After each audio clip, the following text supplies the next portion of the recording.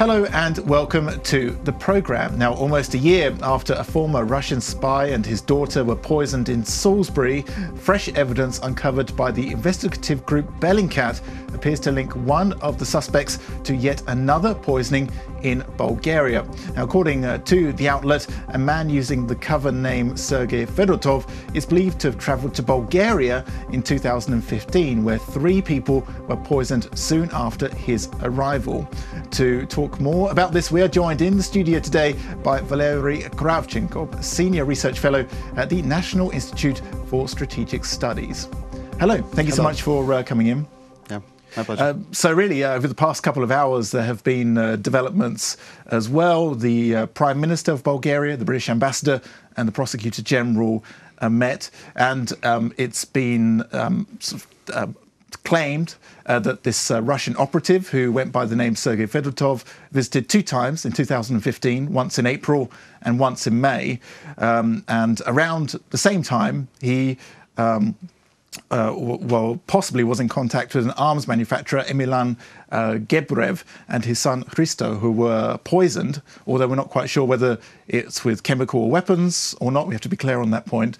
So what do we know so far about Fedotov? Exactly. What's the latest info? First of all, I would like to underline the role of the NGO Bellingcat in finding this information, and it's the second time after the MH17 when Bellingcat finding something new, something which could be linked with another cases of Russian bad behavior and Russian poisoning in that case. Who is Mr. Fedotov? Of course, we could not say exactly who was Mr. Fedotov, and especially because it is for sure it's a cover name, and he was an agent, and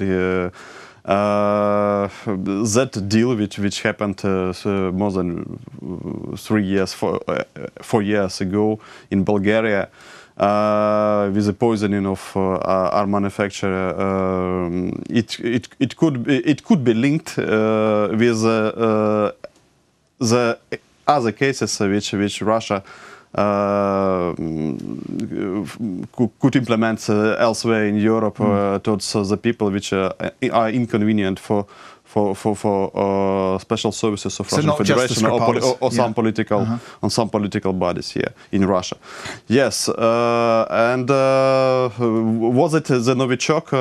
It's a big issue. What was the gas issue for poisoning?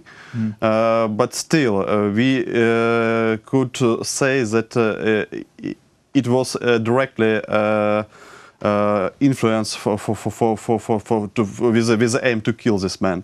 And if you are comparing this case to Salisbury, the main difference is that the poisoning in Salisbury, it was directed on a mass effect. It's not only about the killing of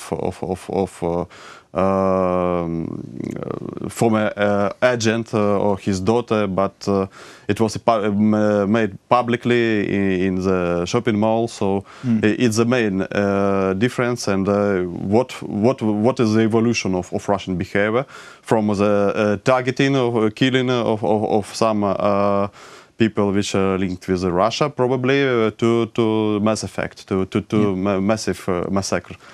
But I remember when the Skripal case happened, and from some points of view, it was a major embarrassment for the Russian secret services, because the Skripals, thank goodness it didn't happen, but they could have been poisoned perhaps quietly. It could have been kept under wraps, but because of perhaps some blunders which happened, and the fact that they were fake tourists, and there was lots of funny memes about how they took different routes around the city, and they were going to the same site twice.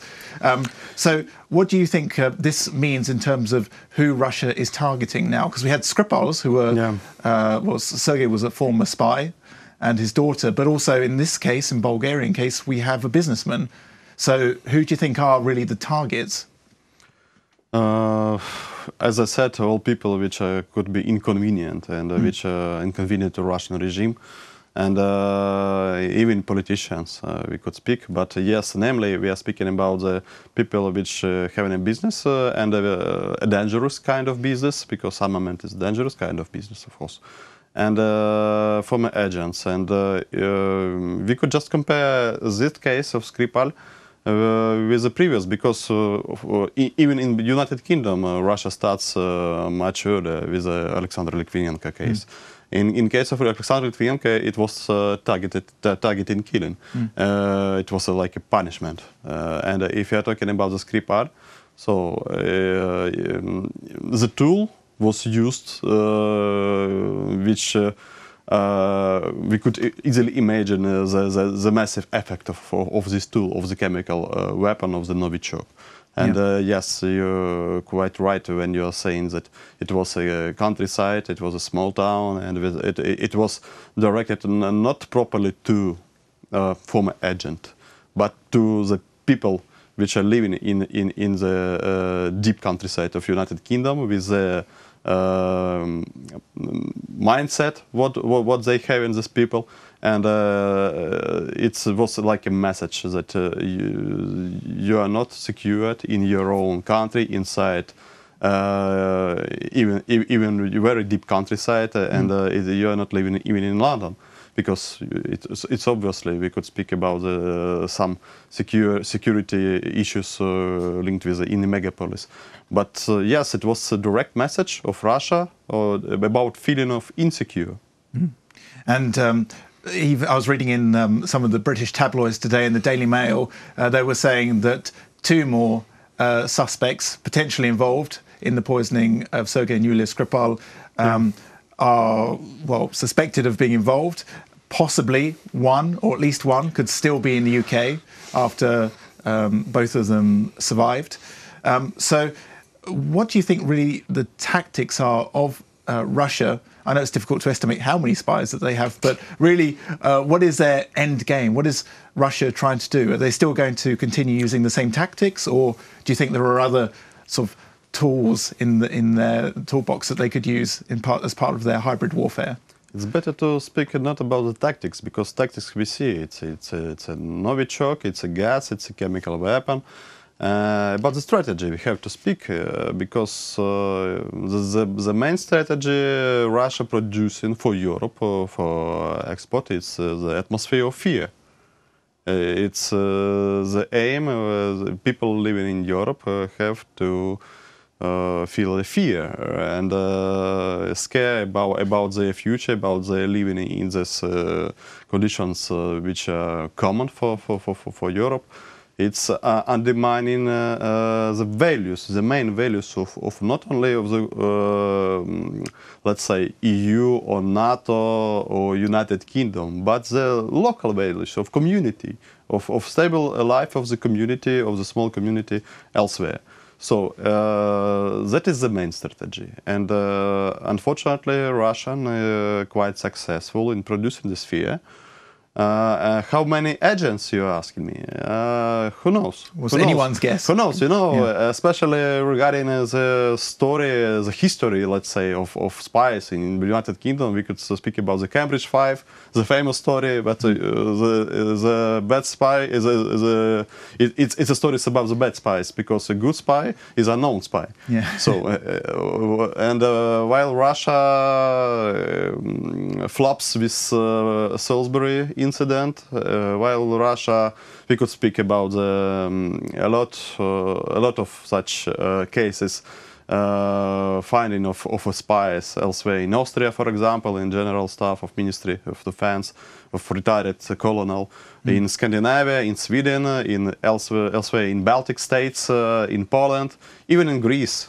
So if you are talking about such, let's say, wave of finding the Russian spies, maybe it's about the low quality of the work, of how they work.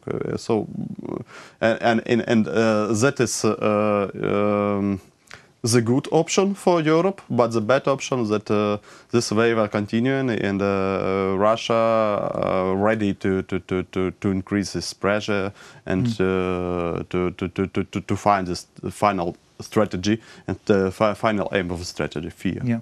Well, I don't think we'll be seeing any more Russian agents on state-run television anytime soon. I think they probably gave that a miss. But now the police are expected in the UK, the police in the UK are expected to brief government officials on the latest findings within the next few weeks. So you outlined Russia's strategy, but then what could the UK's strategy be in return?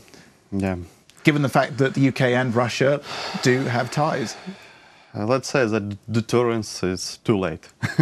And deterrence is in prevention strategy is good while it's not implemented, something bad, something wrong. To answer properly, impossible because, of course, because of the liberal values, and it's difficult to clearly imagine it even as a proper response of United Kingdom somewhere. But what about sanctions, or what about expelling more diplomats? Yeah, expelling more diplomats, it's a good option.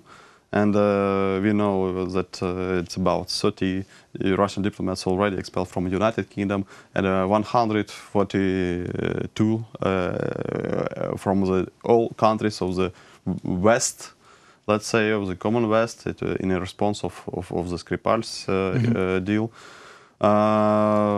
Still, a lot of diplomats remains to work in the United Kingdom.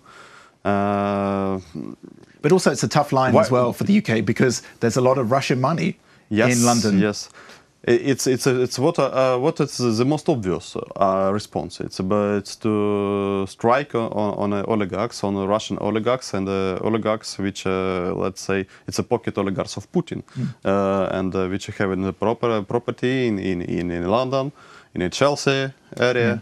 And so it's a good option for how to react. And if you are talking about the sanctions, we need to speak about the quality of the sanctions, not about the number. And if you are talking about the personal sanctions to the people, to agents, it's not working. It's obviously not working because they already did what they had to do. But if these sanctions will concern economy, and maybe such the producer of armaments and the sphere which are linked with a chemical weapon, so we could speak more widely, not chemical weapon, but chemical industry, let's say. So, and of course, a good option it is for Europe, not for United Kingdom, but for France, for example, for Germany, it's Nord Stream 2. If it will not be only about the money, but about the values, about the common response, about the strong idea how to respond to Russia, about the position, about the behavior. I believe that it could be useful, and this pressure to Russia will have some positive result. Yeah. And one last question. Do you think that that's a rather utopian idea, though?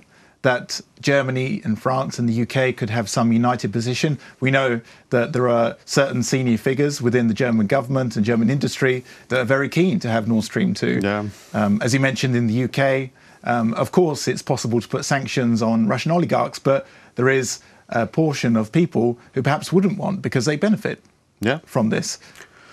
That's an approach which Russia just want to see for Europe. Let's make money, let's make business, not war. And while it organizing war here in Ukraine, and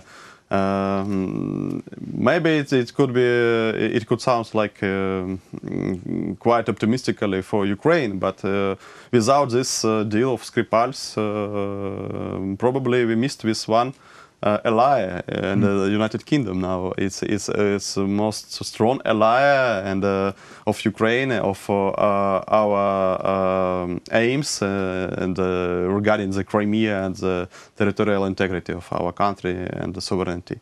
And yes, I believe that if we will unite all our efforts in each sphere, if we will find that the money is not the main source, and the main is to preserve the style of life and the preserve the values and to preserve EU and NATO. I believe that EU is not an issue for United Kingdom because of Brexit, but still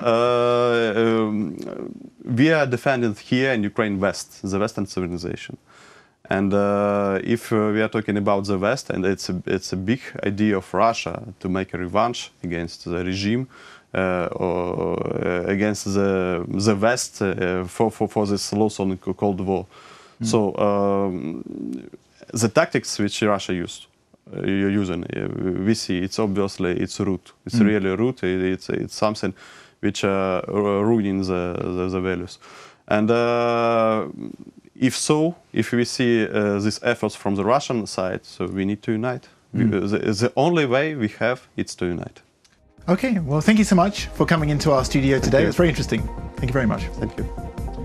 That was Valeriy Kravchenko, Senior Research Fellow at the National Institute for Strategic Studies. Thank you for watching and stay tuned with UATV for more.